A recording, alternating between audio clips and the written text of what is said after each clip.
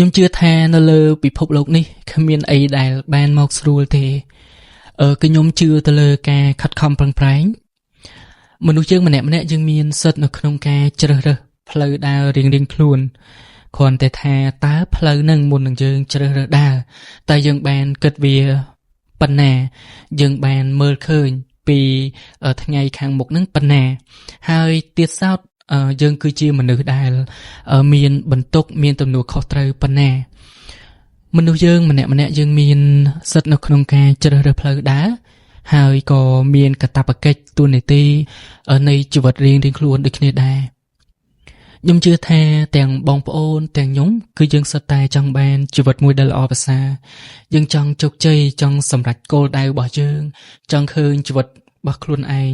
ភ្លឺស្វាងនៅថ្ងៃអនាគតមានការងារមានមុខរបរល្អមួយជោគជ័យមានជីវិតគ្រួសារពោរពេញទៅដោយសុភមង្គលអីចឹងទៅបើសម្រាប់ខ្ញុំមិនមែនជាមនុស្សជោគជ័យអីទេហើយខ្ញុំក៏មិនមែនជាមនុស្សដែលមានចំណេះដឹងបទពិសោធន៍អីជ្រៅជ្រះដើម្បីចែករំលែកទៅកាន់អ្នកទាំងអស់គ្នាដែរប៉ុន្តែដោយសារតែខ្ញុំធ្លាប់ឆ្លងកាត់រឿងរ៉ាវច្រើនមានរឿងពិបាកជាច្រើនដែលខ្ញុំបានឆ្លងកាត់ហើយខ្ញុំព្យាយាមយកឈ្នះវាដោយខ្លួនឯងខ្ញុំអត់បានពឹងពាក់គ្រួសាររបស់ខ្ញុំទេខ្ញុំគ្រាន់តែដឹងថាមកដល់ពេលនេះប្រហែលជាជិត10ឆ្នាំហើយដែលខ្ញុំរស់នៅពឹងផ្អែកលើខ្លួនឯងទាំងស្រុង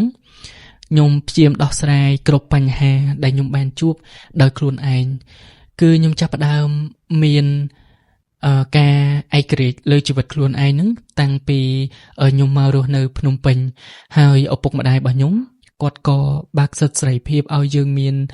ឯករាជ្យភាពលើខ្លួនឯងយើងចេះសម្រេចចិត្តយើងចេះដោះស្រាយបញ្ហាចេះប្រឈមមុខនៅក្នុងជីវិតខ្លួនឯងអញ្ចឹងគ្រប់ភាគច្រើនគ្រប់រឿងរ៉ាវគឺខ្ញុំតែងតែ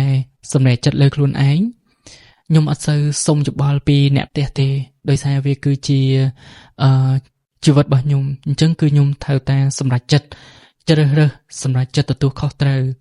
ដើម្បីដើរនៅលើវិថីនៃជីវិតរបស់ខ្លួនឯងខ្ញុំជឿថាប្រហែលជាមានប្អូនភាគច្រើនគាត់នៅអត់ទាន់មានសិទ្ធិនៅក្នុងការសម្រេចលើជីវិតរបស់ខ្លួនឯង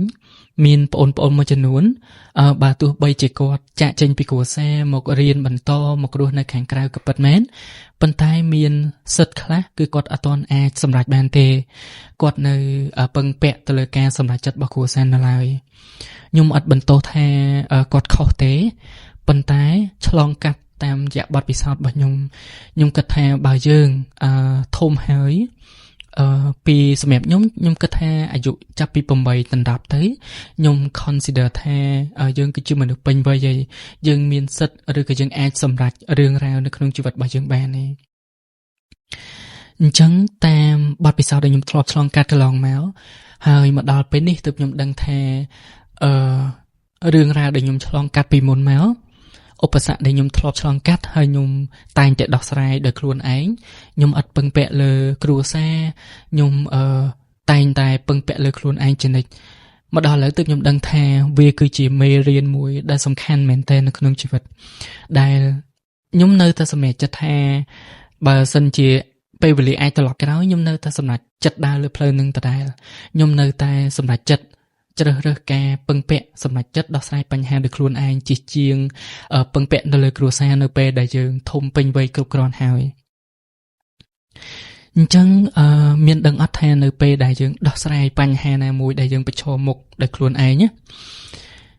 គឺជាជំរើសទី1ហើយក៏ជាជីវិតទី1ដែរដែលយើងដឹងថាតាមពិតទៅយើងគឺជាមនុស្សដែលធំធាត់ហើយបើថ្ងៃណាមួយយើងអត់មានគ្រួសារដើម្បីពឹងពាក់គឺយើងអាចពឹងពាក់ខ្លួនឯងបាននៅពេលដែលយើងអាចដោះស្រាយរឿងរ៉ាវទី1បាននៅក្នុងជីវិតរបស់ខ្លួនឯងយើងនឹងចាប់ផ្ដើមចេះរកវិធីសាស្ត្រមធ្យោបាយផ្សេងៗដើម្បីដោះស្រាយរឿងរ៉ាវបន្តទៀតនៅពេលដែលយើងជួបរឿងមួយហើយយើងអត់ពឹងពាក់លើគ្រួសារយើងព្យាយាមដោះស្រាយវាដោយស្ងៀមស្ងាត់យើងព្យាយាមរកមធ្យោបាយផ្សេងៗដើម្បីដោះស្រាយវាថ្ងៃក្រោយថ្ងៃខាងមុខទៅយើងនឹងស្វែងរកមធ្យោបាយផ្សេងទៀតដើម្បីដោះស្រាយរឿងរ៉ាវដែលបន្តចូលមកក្នុងជីវិតរបស់យើងនៅពេលដែលយើងអត់ហ៊ានសម្រេចចិត្តដើរចេញ ពី comfort zone ដែលយើងតែងតែគិតថាយើងមានអ្នកពឹងពាក់យើងមានអ្នកចាំដោះស្រាយបញ្ហាឲ្យយើងអត់ហ៊ាននៅក្នុងការសម្រេចចិត្តដោះស្រាយវាដោយខ្លួនឯងនៅថ្ងៃណាមួយយើងនឹងចាប់ផ្ដើមស្ដាយក្រោយនៅថ្ងៃណាមួយយើងនឹងចាប់ផ្ដើមមានអារម្មណ៍ថាហេតុអីក៏មកដល់ពេលនេះហើយខ្ញុំនៅតែអត់អាចសម្រេចចិត្តលើព្រេងវាសនាលើឆាកជីវិតរបស់ខ្លួនឯងបានវាប៉ះពាល់នៅថ្ងៃខាងក្រោយនៅពេលដែលយើងចេញទៅប្រឡូកនៅក្នុងសង្គមយើងចេញទៅធ្វើការយើងចេញទៅធ្វើនេះធ្វើនោះសង្គមអត់បានគិតថារំពឹងថានៅពេលដែលយើងជួបបញ្ហាណាមួយយើងត្រូវទៅពឹងពាក់អ្នកផ្ទះយំដោះស្រាយបញ្ហាហ្នឹងទេនៅពេលដែលយើងចេញទៅធ្វើការឲ្យគេនៅពេលដែលមានបញ្ហាគឺគេរំពឹងភ្លាមៗថាយើងនឹងមានវិធីសាស្ត្រនៅក្នុងការដោះស្រាយបញ្ហាមួយហ្នឹងអញ្ចឹងហើយបានជាបទពិសោធន៍របស់ខ្ញុំការដែលយើងប្រឈមមុខយើងចេញមកឯករាជ្យខាងក្រៅរៀនដោះស្រាយបញ្ហាជីវិតរបស់ខ្លួនឯងវាគឺជាអត្ថប្រយោជន៍ខ្លាំងហើយវានឹងជួយយើងនៅថ្ងៃខាងមុខបានច្រើនមែនទែនអញ្ចឹងសារដែលខ្ញុំចង់លើកទឹកចិត្តទៅកាន់បងប្អូននៅថ្ងៃនេះសម្រាប់បងប្អូនដែលមិនទាន់មានបទពិសោធន៍ដែលយើងនៅក្មេងយើងគួរតែរៀនសម្រេចចិត្តដោះស្រាយបញ្ហាសម្រេចចិត្តលើឆាកជីវិតរបស់ខ្លួនឯងពីព្រោះថ្ងៃខាងមុខទៅយើងនឹងត្រូវប្រឈមមុខបើទោះបីជាថ្ងៃខាងមុខយើងអត់ចេញធ្វើការឲ្យគេយើងចេញរកស៊ីយើងជួយឪពុកម្ដាយរបស់យើងវិញក៏យើងត្រូវតែមានទំនួលខុសត្រូវខ្ពស់នៅក្នុងការដែលសម្រេចចិត្តដែរមិនមានឪពុកម្ដាយណាគាត់នៅចាំជួយយើងរហូតទេហើយជីវិតរបស់យើងគ្រប់សកម្មភាពគ្រប់ពេលវេលារៀងរាល់ថ្ងៃ